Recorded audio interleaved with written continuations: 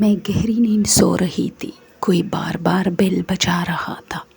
یہ بیل میں نیند میں تو سن رہی تھی، لیکن چونکہ میں خواب میں تھی اس لیے مجھے یہ محسوس تو ہو رہا تھا، لیکن میں اٹھ نہیں پا رہی تھی۔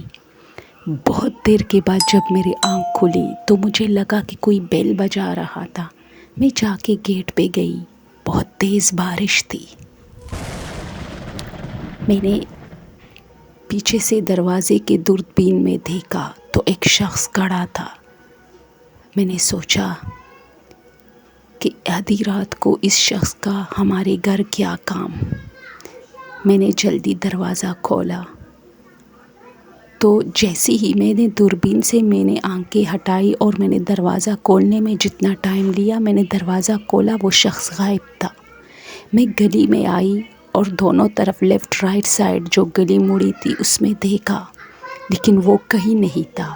اب اس گلی میں ایسا کوئی کونا یا گھر تو نہیں تھا کہ وہ اس کے اندر گیا ہو، لیکن اس شخص کا دور دور تک پتہ نہیں چل رہا تھا۔